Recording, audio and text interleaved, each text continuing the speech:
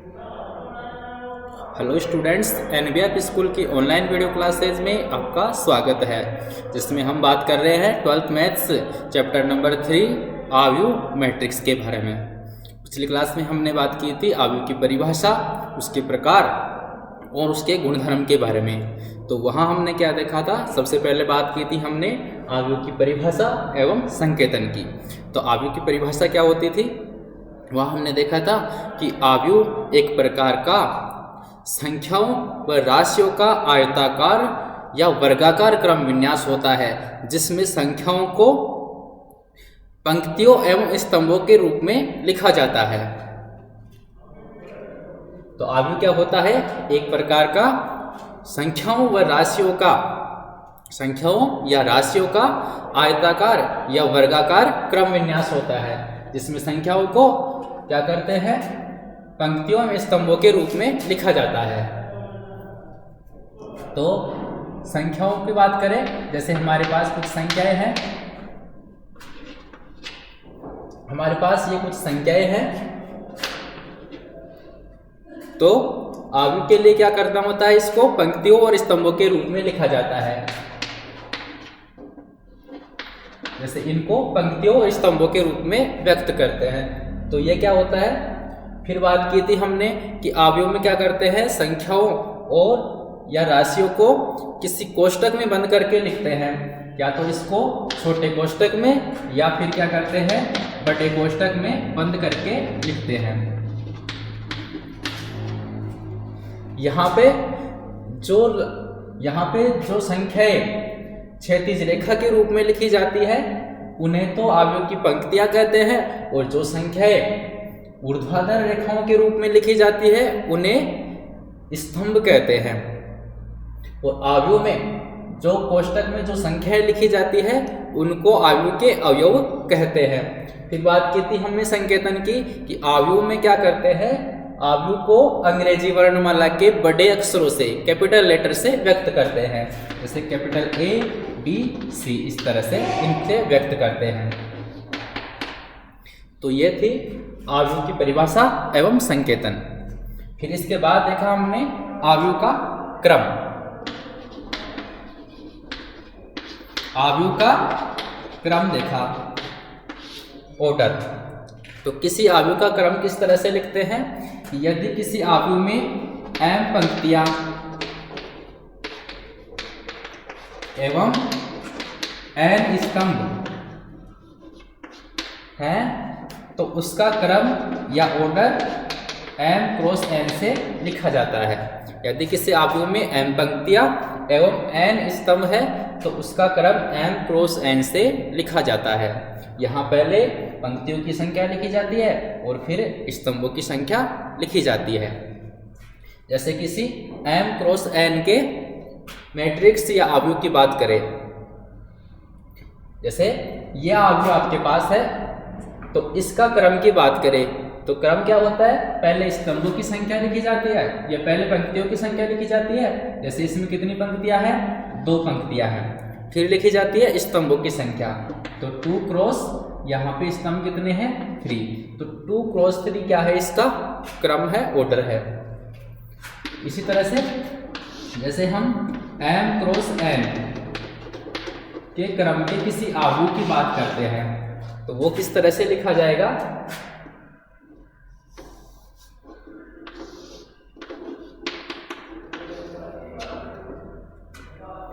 इसको इस तरह से लिखते हैं A11, A12, A1J और ये है A1M।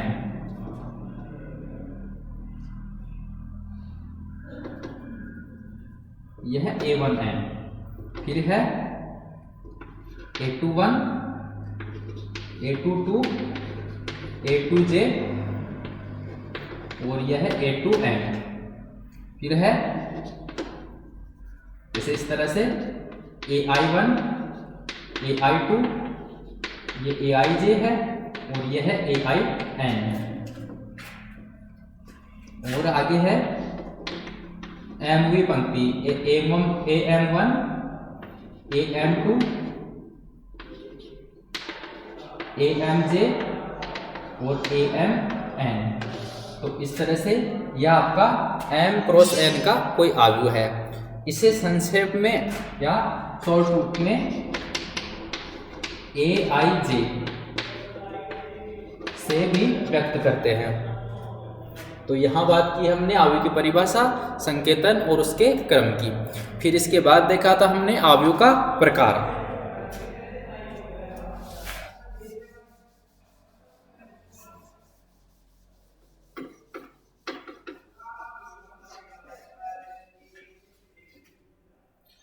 अपने बात की थी आव्यूह का प्रकार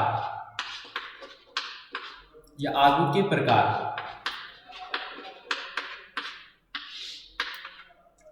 टाइप्स ऑफ मैट्रिक्स। तो इसमें अपन ने बात की थी सबसे पहले पंक्ति आव्यूह की।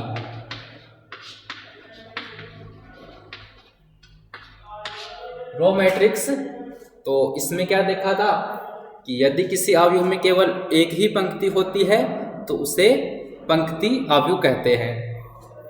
फिर इसके बाद बात की थी इस पंक्ति आव्यूह को हम इस तरह से लिखते हैं कि इसमें एक ही पंक्ति होगी।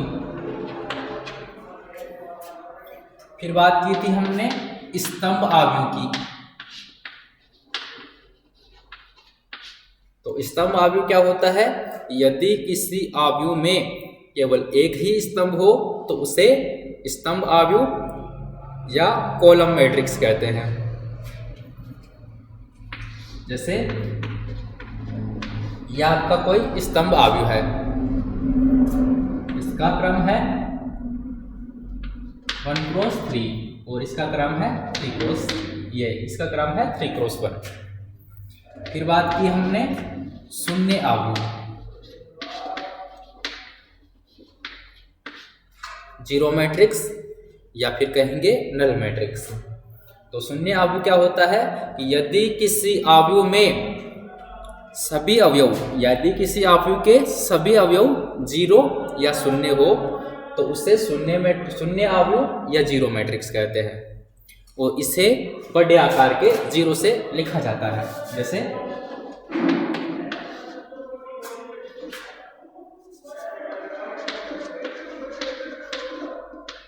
यह आपका 2 क्रॉस 3 का कोई जीरो मैट्रिक्स है, शून्य आव्यूह है। फिर बात की थी हमने वर्ग आव्यूह की, स्क्वायर मैट्रिक्स। तो स्क्वायर मैट्रिक्स या वर्ग आव्यूह क्या होता है कि यदि किसी आव्यूह में पंक्तियों एवं स्तंभों की संख्या समान हो तो उसे इस वर्ग आव्यूह कहते हैं।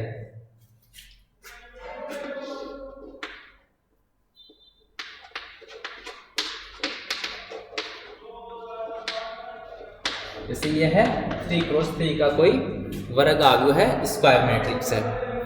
फिर इसके बाद देखा हमने विकर्ण आव्यूह,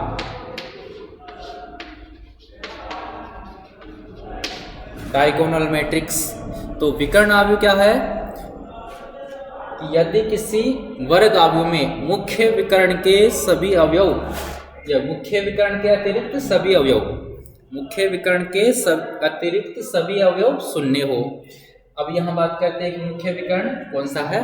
तो मुख्य विकर्ण यह आपका मुख्य विकर्ण कहलाता है जहाँ पे पंक्ति और स्तंभ समान पोजीशन पे होते हैं। जैसे पहली पंक्ति पहले स्तंभ का अवयव, दूसरी पंक्ति दूसरे स्तंभ का अवयव, तीसरी पंक्ति और तीसरे स्तंभ का अवयव। इसके अतिरिक्त अगर ये अवयव जीरो होते हैं, यानी विकर्ण आव्यूह क्या होता है जिसमें मुख्य विकर्ण के अतिरिक्त सभी अवयव जीरो होते हैं, उसे विकर्ण आव्यूह कहते थे। इस तरह से है। तो यहाँ पे मुख्य विकर्ण के अवयव, तो मुख्य विकर्ण के अतिरिक्त सभी अवयव क्या होते हैं? जीरो होते हैं, शून्य होते हैं। जैसे 3 क्रॉस 3 का कोई विकर्ण आव्यूह है, डायगोनल मैट्रिक्स है। फिर अगला बात की थी हमने, अगला प्रकार कौन सा था? वो था आपका अदिश आव्यूह, स्केलर मैट्रिक्स। तो ये क्या है? इसमें हमने देखा था कि कोई विकर्ण आव्यूह यानी किसी विकर्ण अवयव के मुख्य विकर्ण के, यदि किसी विकर्ण अवयव के मुख्य विकर्ण के सभी अवयव समान हो तो उसे अदिश अवयव कहते हैं। किसी विकर्ण अवयव के मुख्य विकर्ण के सभी अवयव समान होने चाहिए। जैसे ये मुख्य विकर्ण के अवयव है तो ये समान हो,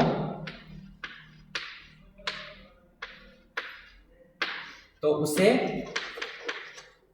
अदिश अवयव कहते हैं। जैसे ये 3x3 का कोई अदिश अवयव है, स्केलर मैट्रिक्स है। इसके बाद अगला प्रकार इसमें हमने देखा था वो था आपका इकाई अवयव।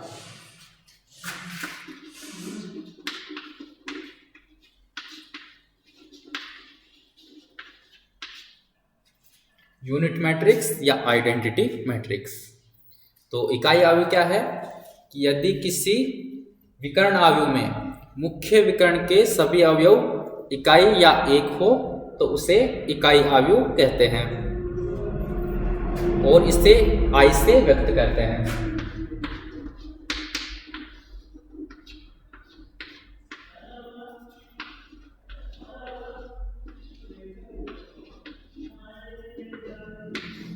जैसे यह है 3x3 का कोई इकाई अवयव है, यूनिट मैट्रिक्स है। और इसके बाद हमने देखा था त्रिभुजाकार अवयव।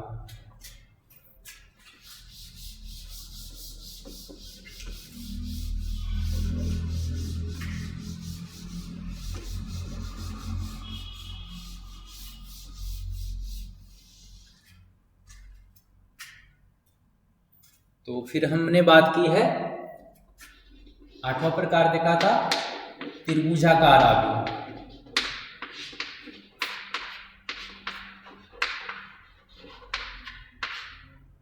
और इसमें 2 प्रकार के त्रिभुजाकार अवयव देखे थे।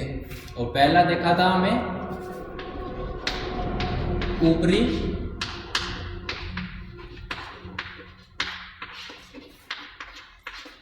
त्रिभुजाकार अवयव।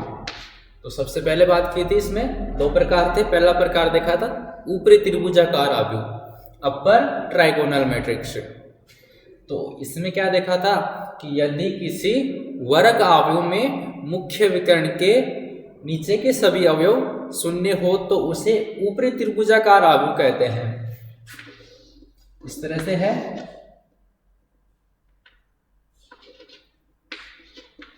ये मुख्य विकर्ण है तो इसके नीचे के सभी अवयव शून्य हो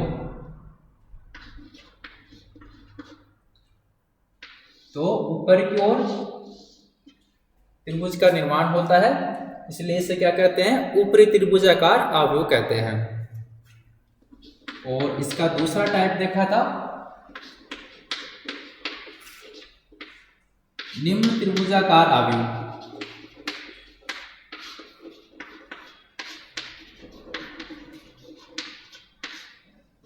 तो निम्न त्रिभुजाकार अवयव में क्या देखा है कि यदि किसी अवयव में मुख्य विकर्ण के ऊपर के सभी अवयव 0 हो तो उसे निम्न त्रिभुजाकार अवयव कहते हैं। इस तरह से ये किसी वर्ग अवयव में, तो यह आपका कोई वर्ग अवयव है जिसमें मुख्य विकर्ण के ऊपर के सभी अवयव क्या है, 0 है, तो क्या होगा, नीचे की ओर त्रिभुज का निर्माण होता है, इसलिए क्या कहते हैं, इसे निम्न त्रिभुजाकार अवयव कहते हैं। तो यह हमने अवयव के प्रकार देखे थे। फिर इसके बाद बात की हमने अवयव के गुणधर्मों की, उसकी चर्चा हम कर रहे थे।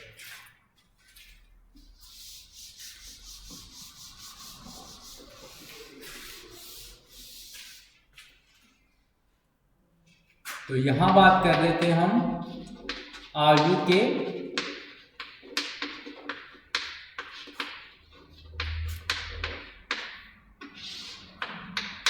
गुणधर्म, प्रॉपर्टीज ऑफ ए मैट्रिक्स।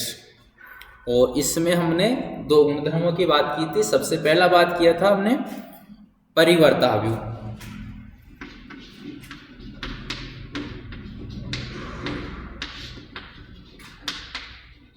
यहां सबसे पहले हमने देखा था परिवर्त अवयव, ट्रांसपोज ऑफ ए मैट्रिक्स। तो परिवर्त अवयव क्या होता है कि यदि किसी अवयव में पंक्तियों को स्तंभों में और स्तंभों को पंक्तियों में बदल दिया जाए तो प्राप्त आव्यूह मूल आव्यूह का परिवर्त आव्यूह कहलाता है और उसे ट्रांसपोज ऑफ ए इस तरह से या फिर लिखते हैं ए डैश से व्यक्त करते हैं। फिर इसमें दूसरी बात की थी हमने सम्मित एवं विषम सम्मित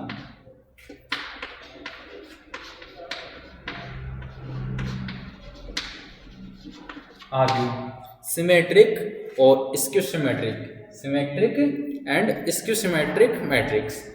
तो सम्मित आव्यूह में क्या देखा है, इसकी क्या कंडीशन होती है, यदि किसी आव्यूह का ट्रांसपोज उससे मूल आव्यूह के बराबर हो तो यानी transpose of A is equal to क्या हो ए, तो क्या होता है वो सम्मित आव्यूह होता है। तो विषम सम्मित आव्यूह में क्या देखा था हमने, यदि किसी आव्यूह का ट्रांसपोज मूल आव्यूह के ऋणात्मक के बराबर हो तो उसे विषम सम्मित आव्यूह कहते थे। तो यहां तक हमने बात की थी। अब इसके आगे देखते हैं, इसका तीसरा गुणधर्म देखते हैं। तीसरा गुणधर्म है समान आव्यूह।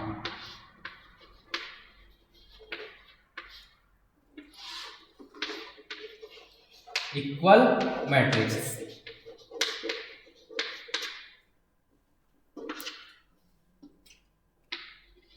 कोई दो आव्यूह ए तथा बी, कोई दो आव्यूह है ए तथा बी, समान आव्यूह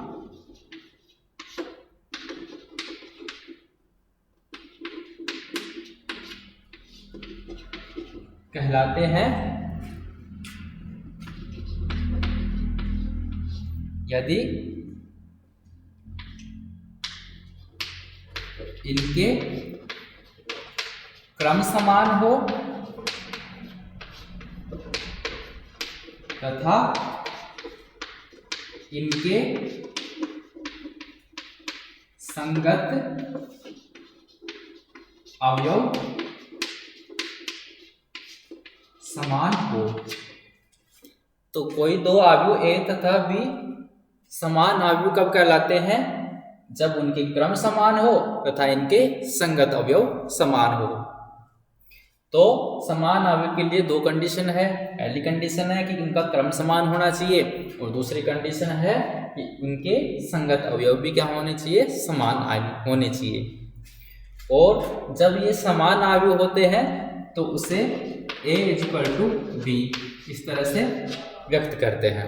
दो समान आव्यूह के बीच में बराबर का साइन लगा के इनको लिखते हैं। ठीक है, ये इसके कुछ गुणधर्म थे। फिर आगे देखते हैं कुछ रिजल्ट्स और फिर क्वेश्चंस की बात करेंगे।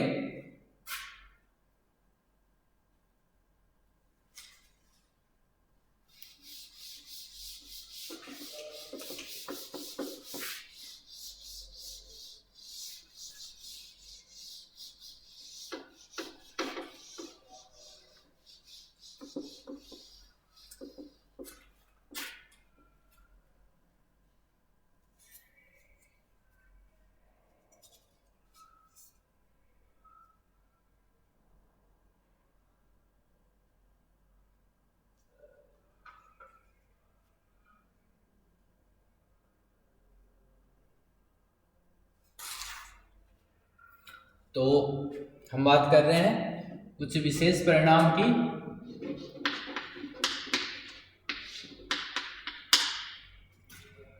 यह है कुछ विशेष परिणाम है।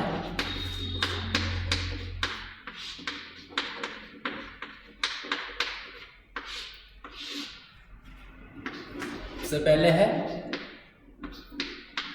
A प्लस बी और इनका ट्रांसपोज। तो ये किसके बराबर होता है, दोनों मैट्रिक्स है उनके ट्रांसपोज के योग के बराबर होता है। इसी तरह से व्यवकलन में होता है, अगर दो अवयव के व्यवकलन का ट्रांसपोज करना हो तो इनके ट्रांसपोज के व्यवकलन के बराबर होता है। फिर है अदिश राशि से गुणनफल है और इसका ट्रांसपोज हो तो ये क्या होता है, इसके ट्रांसपोज को अदिश राशि से गुणनफल के बराबर होता है।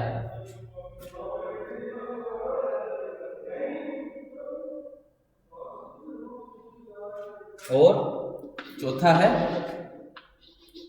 यदि ए कोई वर्ग अवयव हो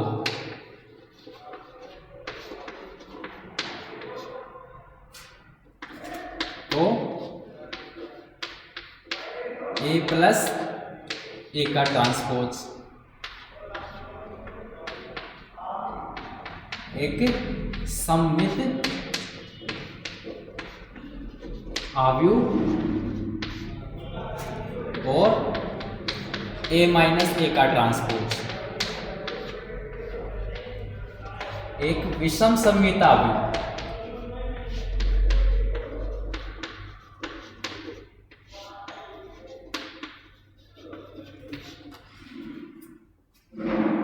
होता है।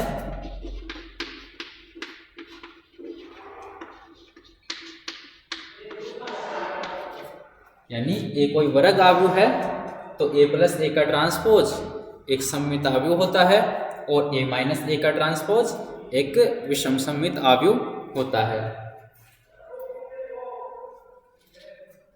और एक रिजल्ट है यानी ए के ट्रांसपोज, इसका फिर से ट्रांसपोज किया जाए तो उसका मान मूल अवयव के बराबर होता है।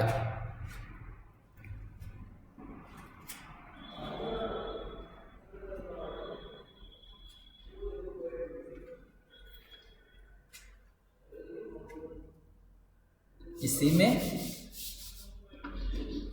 ये था। और एक है प्रत्येक अवयव को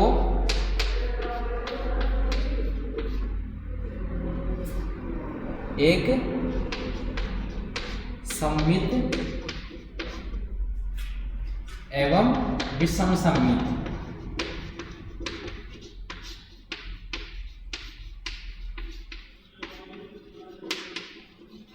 अवयव के योग के रूप में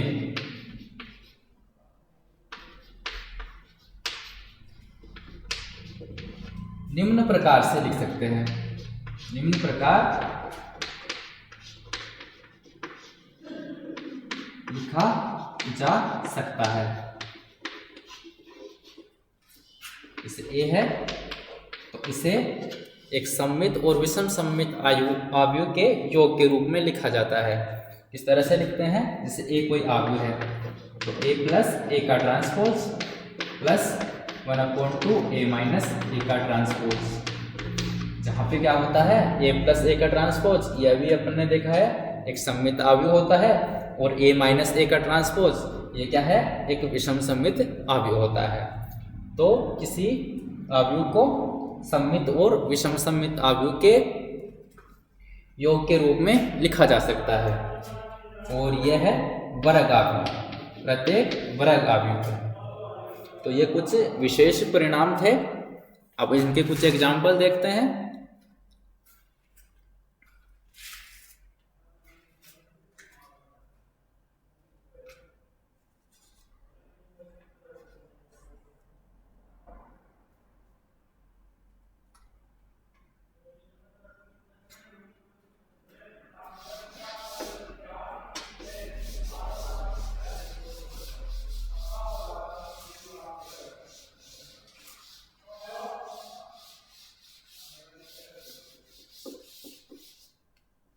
तो एग्जाम्पल की बात कर रहे थे। तो पहला एग्जाम्पल है आपका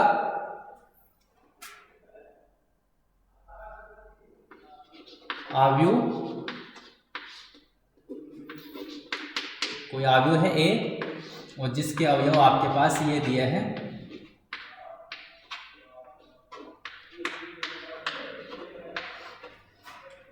तो इसमें बताना है इस अवयव का क्रम लिखिए तथा A12 A32 या A23 और एवं A31 का मान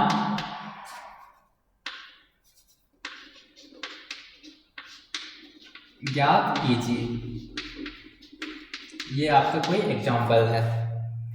तो इस एग्जाम्पल की बात करते हैं। देखो इसमें क्या दिया है, यहाँ पे एक अवयव दिया है, तो इसमें क्या पूछा है, इस अवयव का क्रम लिखिए और इन अवयवों के मान निकालने हैं। और यह अवयव है आपका A12 A23 और A31, तो इन अवयवों का मान निकालना है। तो सबसे पहले बात करते हैं हम अवयव का क्रम की।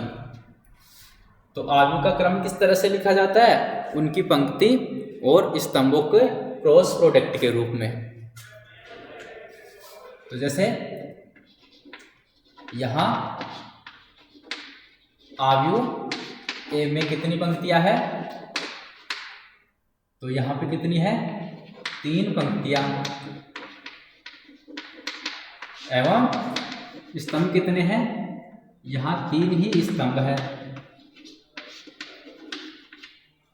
कितनी, 3 तो पंक्तियां हैं यहाँ पे और 3 स्तंभ है, तो इसलिए इसका क्रम क्या हो गया,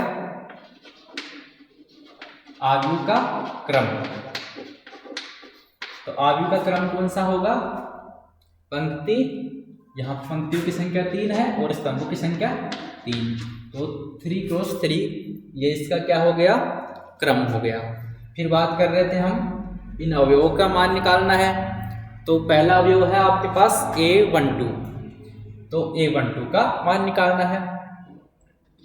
तो A12 यहाँ पे देखो ये अवयव कौन सा होगा, यहाँ पे पहले स्तंभ पंक्तियों की संख्या लिखी जाती है और फिर स्तंभों की संख्या लिखी जाती है। तो पहली पंक्ति और दूसरे स्तंभ का अवयव है, ठीक है। अपन बात करते हैं, अगर Aij कोई अवयव है तो यह क्या है, i पंक्ति एवं j स्तंभ का अवयव है। तो इसी तरह से ये A12 है, क्या होगा, पहली पंक्ति और दूसरे स्तंभ का अवयव। तो इसमें देखते हैं पहली पंक्ति और दूसरा स्तंभ, पहली पंक्ति ये है, दूसरा स्तंभ ये होगा, तो इसका मान कितना है, ये है 2। इसी तरह से आपका दूसरा है, दूसरा अवयव आपको निकालना है A23 का मान, तो ये क्या होगा, दूसरी पंक्ति और तीसरे स्तंभ का अवयव। तो दूसरी पंक्ति यहाँ पे कौन सी है, ये है, और तीसरा स्तंभ ये है, तो कौन सा अवयव होगा, 1। इसका मान क्या आ गया, 1 आ गया। और तीसरा अवयव आपका निकालना है A31, यानी तीसरी पंक्ति और पहले स्तंभ का अवयव। ये तीसरी पंक्ति हो गई, पहला स्तंभ कौन सा होगा, ये, तो यहाँ पे कौन सा आ गया, इसका मान आ गया 5। तो इस तरह से इनके मान निकालने थे आपको, ठीक है। ये कोई एग्जाम्पल था। आगे देखते हैं नेक्स्ट एग्जाम्पल।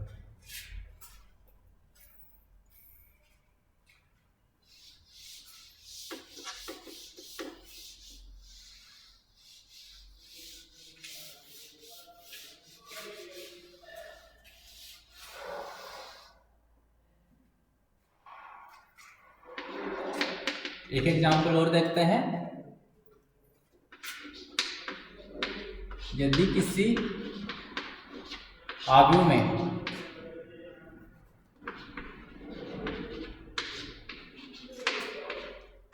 आठ अवयव है तो उसके संभावित क्रम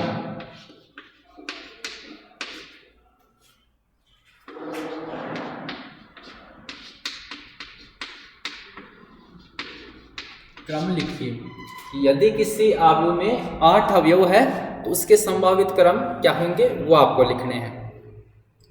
तो देखो हमारे पास यदि m क्रॉस n का ये इसका क्रम है, इस क्रम का कोई अवयव है तो उसमें अवयवों की संख्या कैसे निकालते हैं? तो इसमें अवयवों की संख्या क्या होगी?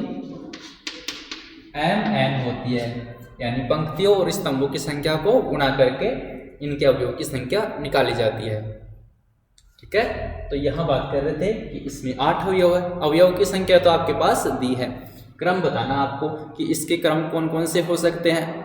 तो देखो क्या हो सकते हैं, इसमें आपको क्या देखना है कि 8 को किन दो संख्याओं के गुणनफल के रूप में लिखा जा सकता है, या ऐसे देख सकते हैं अवयवों की संख्या क्या है, यहाँ पे अवयवों की संख्या यह आपको दी है 8। तो संभावित क्रम बताने हैं, कौन कौन से क्रम हो सकते हैं। तो 8 को किन दो संख्याओं के क्रमित युग्म के रूप में लिख सकते हैं, या ऐसे बोल सकते हैं कि 8 को ऐसी कौन सी किन दो संख्याओं के गुणनफल के रूप में व्यक्त किया जा सकता है। तो यहां लिखेंगे, इसलिए तो 8 के संभावित क्रमित युग्म, कौन कौन से क्रमित युग्म हो सकते हैं 8 के? तो देखो क्या क्या हो सकते हैं, एक तो हो सकता है 1 और 8। संभावित क्रमित युग्म जिनका गुणनफल क्या होना चाहिए, 8 होना चाहिए, ये कंडीशन है, जिनका गुणनफल 8 हो। तो कौन कौन से हो सकते हैं, 1 और 8, और क्या होगा 8 1, और क्या हो सकता है 2 4 और 4 2। ये संभावित क्रम या क्रमित युग्म हो सकते हैं 8 के, जिनका गुणनफल क्या होगा 8 होगा। इसलिए संभावित क्रम या अवयव के संभावित क्रम कौन से होंगे, ये होंगे 1 क्रॉस 8, 8 क्रॉस 1 और 2 क्रॉस 4 या 4 क्रॉस 2। तो ये 4 संभावित क्रम हो सकते हैं जब 8 अवयव हो तो। ठीक है, ये एग्जाम्पल था आपका एक, और देखते हैं आगे एग्जाम्पल की बात करें तो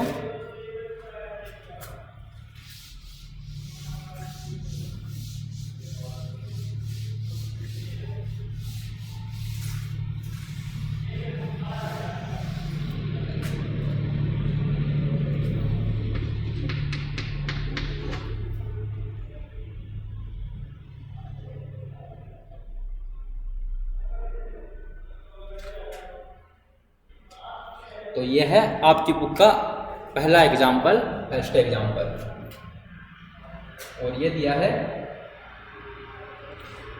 कि अवयव एक का क्रम, और यह है 3 क्रॉस 5 है, तब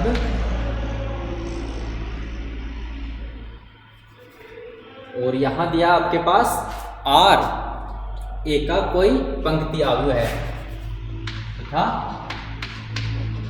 R ए का कोई पंक्ति अवयव है।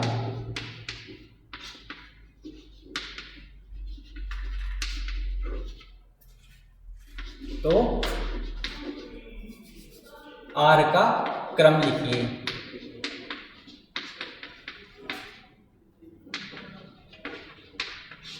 यह आपका पहला एग्जाम्पल दिया है।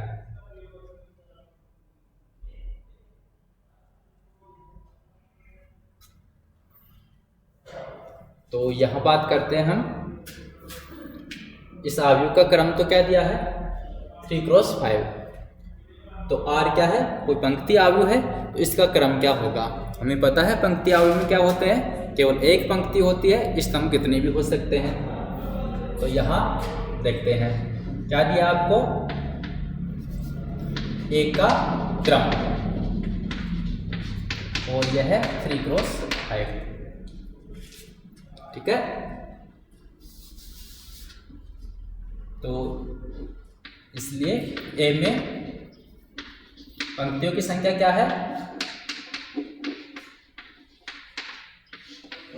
पंक्तियों की संख्या है 3 तथा स्तंभों की संख्या, और यह है 5। आपको क्या दिया है, एक का क्रम दिया है 3 क्रॉस 5, तो इसमें 3 तो पंक्तियां हैं और 5 स्तंभ है। अब आपको निकालना था कि R क्या है, एक का कोई पंक्ति आव्यूह है, तो चूंकि R एक का पंक्ति आव्यूह है, तो इसमें पंक्ति आव्यूह में क्या होता है, एक पंक्ति होती है। स्तंभ कितने होंगे, स्तंभ इस एक के स्तंभों के बराबर होंगे।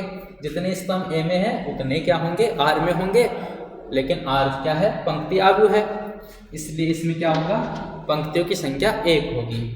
इसलिए आर का क्रम ये क्या होगा, 1, और यानी क्या है, एक पंक्ति है, इसलिए आर का क्रम क्या होगा, एक तो पंक्ति होगी, क्योंकि क्या है, ये पंक्ति आव्यूह है। और स्तंभों की संख्या कुछ भी हो सकती है, जैसे स्तंभों की संख्या क्या होगी, इस एक के बराबर होगी, यह है 5। ठीक है, यह आपके दिया था एग्जाम्पल नंबर 1। फिर आगे बात करते हैं दूसरे एग्जाम्पल आपकी बुक का।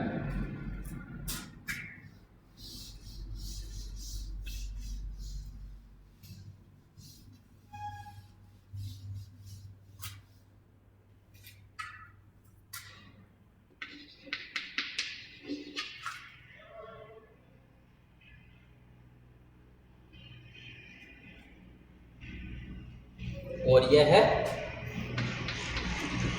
एक, आपको दिया है, यह है एग्जाम्पल नंबर 2, एक 2 क्रॉस 3 का, ये 2 क्रॉस 3 क्रम का आव्यूह AIJ लिखिए, जिसके अवयव, और इसमें दिया है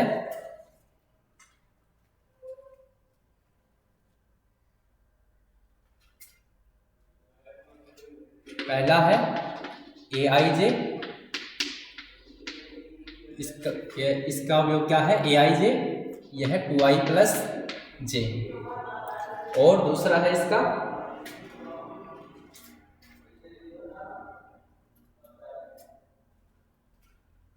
और इसका दूसरा भाग है, इसका अवयव जिसमें क्या दिया है, i² माइनस j² है, यह है कोई आव्यूह।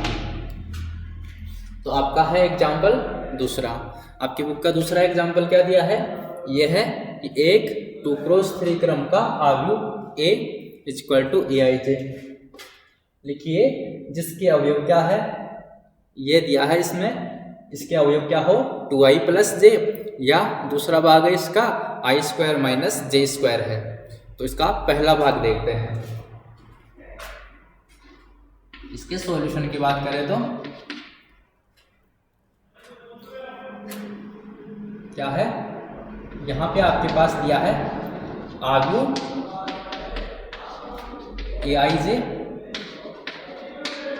का क्रम, और ये दिया है 2 क्रॉस 3, इसका ये क्रम दिया है। तो इसका मतलब इसमें क्या है, 2 पंक्तियां हैं और 3 स्तंभ है, इसलिए i के कौन कौन से मान हो सकते हैं, 1 और 2, तथा जे के कौन कौन से मान हो सकते हैं, 1, 2 और 3, 3 मान हो सकते हैं। 3 पंक्तियां होंगी और दो पंक्तियां होंगी और 3 स्तंभ होंगे। तो यहाँ पे क्या होगा, ए का मान किसके बराबर होगा, तो आपको लिखना है यहाँ पे, मान के चलेंगे कोई ए है आव्यूह, तो इसका तो ए आव्यूह है, ये कौन सा होगा, किस प्रकार का होगा, इसमें 2 पंक्तियां और 3 स्तंभ होंगे। तो 2 पंक्ति और 3 स्तंभ वाले आव्यूह किस तरह से लिखते हैं, A11 A12 और A13, फिर है A21 A22 और A23। ये क्या आपका 2x3 का आव्यूह है। तो यहाँ पे ये आपके पास इसमें कितने अवयव होंगे, 6 अवयव होंगे। इन 6 अवयवों के मान निकालने हैं और इसमें लिखना है। तो इसका पहला भाग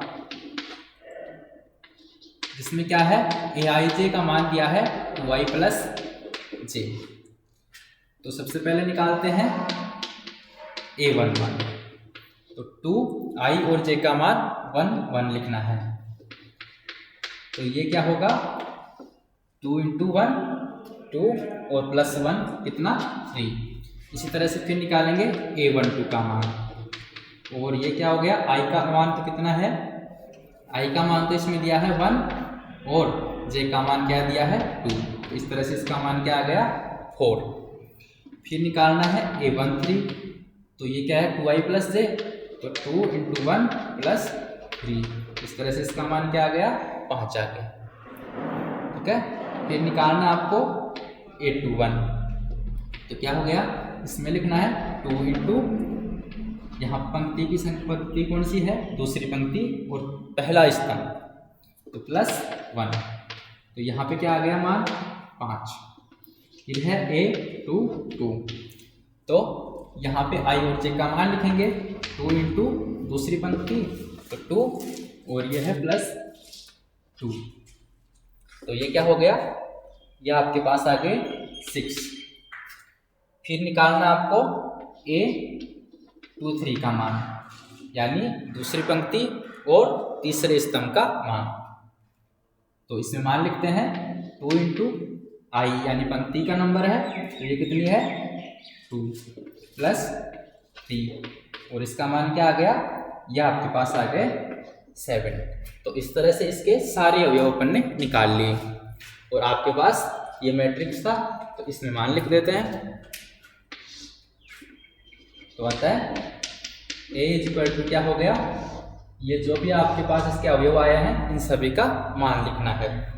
तो ये आ गए, इसके अवयव कौन कौन से हैं, 3 4 5, और फिर है दूसरी पंक्ति का अवयव 5 6 7। तो इस तरह से ये मैट्रिक्स A प्राप्त हुआ। फिर इसका दूसरा भाग है जिसमें अवयव का ये मान दिया है, तो इस तरह से इसको भी सोल्व करेंगे।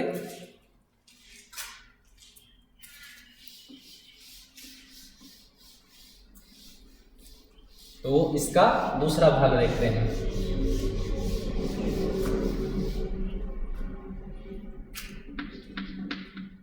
तो दूसरा भाग, और इसमें क्या दिया है, इस दूसरे भाग में आपके पास अवयव का मान दिया है i² - j²। ठीक है, तो इसमें भी क्या है, अब इसमें अवयव के मान भिन्न भिन्न अलग आएंगे। पहला जो अवयव आया था उससे अलग मान आएंगे इसमें, तो वही मान इसमें निकालने हैं। पहले निकालना है A11 का मान, तो पहली पंक्ति और पहले स्तंभ का मान निकालना है। तो यहाँ से क्या आ गया, i² - j² मान लिखेंगे, तो i का मान 1 और j का मान भी 1, पहली पंक्ति और पहले स्तंभ का अवयव, तो 1 का स्क्वायर माइनस 1 का स्क्वायर क्या आ गया 0 हो गया। फिर निकालना है दूसरा A12, इसका मान निकालेंगे, तो 1 का स्क्वायर माइनस j यानी 2 का स्क्वायर, और ये कितना आ गया 1 - 4 - 3। इसी तरह से फिर निकालना है A13, यानी 1 का स्क्वायर माइनस 3 का स्क्वायर। तो ये क्या आया है, ये आ गया 1 माइनस 9 यानी माइनस का 8। फिर दूसरी पंक्ति और पहला स्तंभ, ठीक है, ये अवयव निकालना है। तो ये आ गया 2 का स्क्वायर माइनस 1 का स्क्वायर। तो ये कितने आ जाएंगे, 4 माइनस 1, और ये कितना आ गया, 3 आ गए। इसी तरह से a2 तो 2 का स्क्वायर माइनस 2 का स्क्वायर यानी क्या आ गया, 0। और ये है a3, ये a23